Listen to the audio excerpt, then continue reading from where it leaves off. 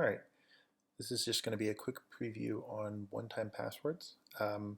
So I would encourage everyone to go read the RFC, especially the RFC for the hash-based. It's very simple. In terms of RFCs, this is an easier one to read.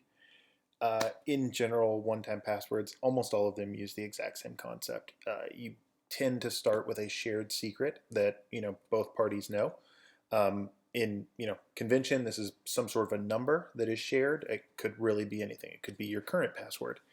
And then you apply a function to that secret, and that function is typically it's a one-way function, like a hash function. And both parties, the client who's trying to authenticate and the server who's trying to verify the authentication, apply to their secret, they apply the same function, and so they should end up at the same new value, right? And that new value is now the password for the next time you log in. And then, you log in and then they do it again. They take the current password for the current session, they apply the function again, and you now have a completely new password. So if you look at OTP, this is HMAC based. So in a nutshell, it's hashing, right? You basically start with a shared secret. You run it through a hash algorithm, right? So most of the time you're going to be using SHA-1. So you just secret, take the SHA-1 of it, and that whatever comes out of that SHA-1 function, that's your new password. And then after you've used that password one time, you need a new one. So you run SHA-1 again on whatever value you just currently used, and that's your new password. And then you use it, and the next time you need a new password, you run SHA-1 again. So you're basically just creating a chain of hashes, with really one of the primary benefits being that if somebody is to grab that password at any one point, it's only valid for a short period of time. And if you look into the specification, you'll understand how they prevent it so that somebody doesn't get the password at one time and just walk it forward forever. In fact, that's one of the key differences between the hash-based password scheme and the TOTP, which is the time-based one-time password. In the hash-based scheme, that hash value is effectively good for a long time. Whereas in the time-based, they add some time calculations into the thing that they're hashing. And the reason that they do that is because then the one-time password has a validity period where it's good for. So anyways, encourage everyone to check out the RFC. We're just going to play with them a little bit today. And I'm not going to go deep into any of this. We can do a further talk, but I just want to show you guys some stuff. All right, so first off, Brian pointed me to this free IPA server. It looks like a pretty powerful identity server. Something to understand is the standard for one-time password is very standardized. You're either going to use hash-based or time-based. That's in 90% of the cases, very standardized. That being said, that's really only one part of the puzzle. The other part of the puzzle is, okay, now I trust that this person had the password. Now what do I give them, right? What do I authorize them for, blah, blah, blah. So almost every identity provider is going to have their own implementation of, after you've proven that you have the one-time password, what do they give to you? So we'll see a little bit of that today, but this IPA server can do a lot of things after you've done the one-time password. So just be aware there's kind of a separation here between the one-time password that we're talking about and what actually is done inside of this free IPA server once you've provided the one-time password. All right, so rather than setting up our own server, they have a wonderful demo server. You just go to ipa.demo1.freeipa.org. There you go. It loads up the user interface. If you need to know anything about this demo server, including the user and password to log into it, as you can see, I'm already logged in. They just have a link right up at the top that says the wiki page for the demo server. And you click that, it takes you to this page, and it basically just explains how the demo server is set up, tells you the usernames and passwords that you can use to log in so you can play with different roles, and tells you that every single day at 5 o'clock UTC, they reset the demo server. So that's kind of your window of time to play with it. So they've already provisioned some users for us in the demo server, so let me just go pick one here. I'm going to say the manager user. And what I would like to do is I would like to add a one-time password. So in this particular identity server, that's under Actions, Add OTP, so one-time password token. And this is basically a free IPA is kind of playing the role of the server.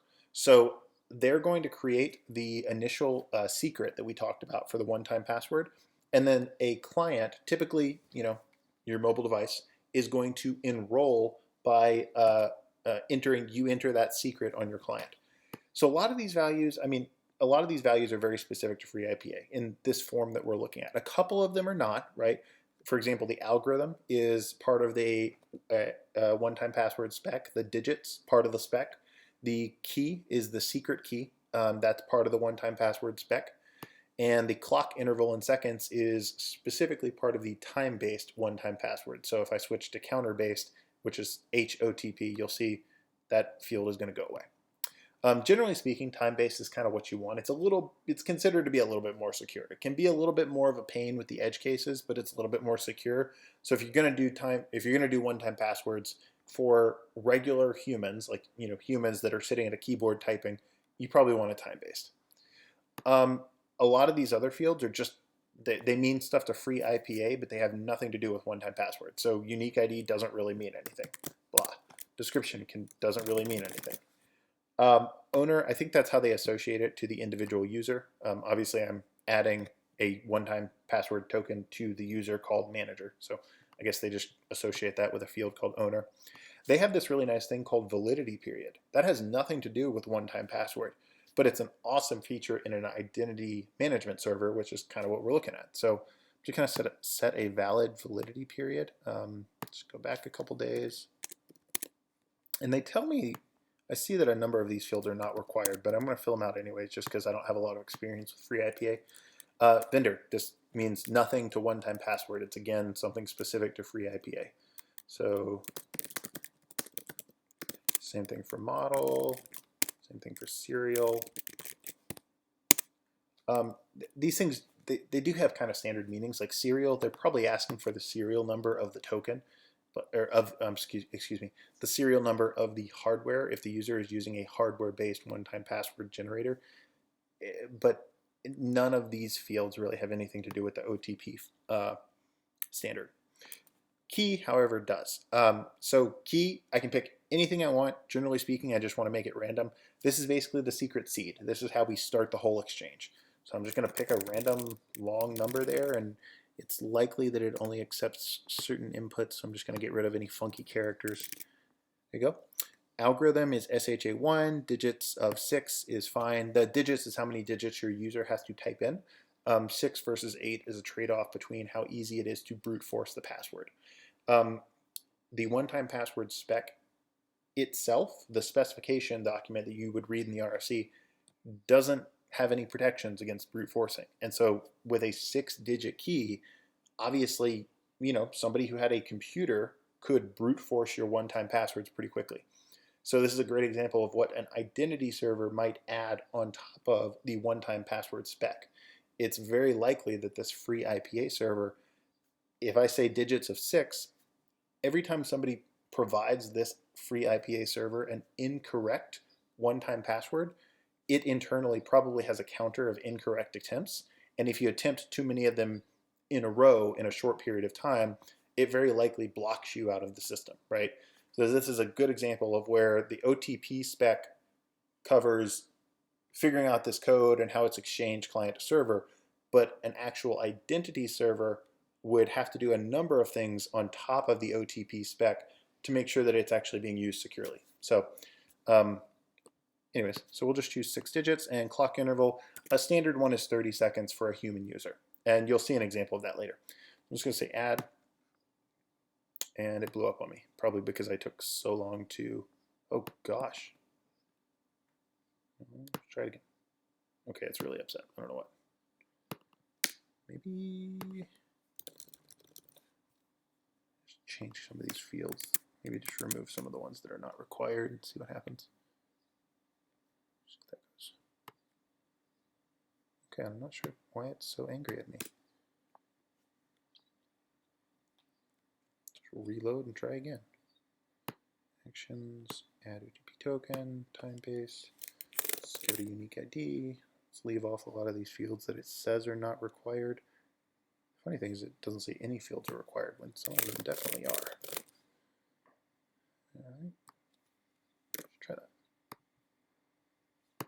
Okay, maybe we'll try a different user. Active users, revert. Just try employee, sure.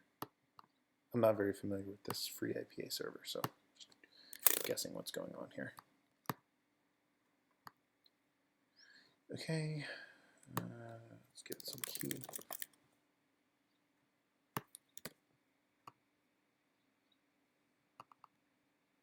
Well, that's not very good.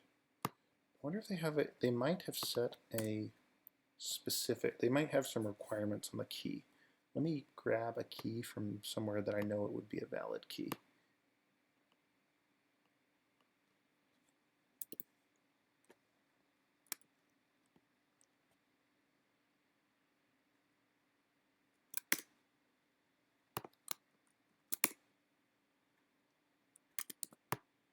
Yes, okay. They have some requirements on the key, and their error messages are not very good, but whatever, no big deal.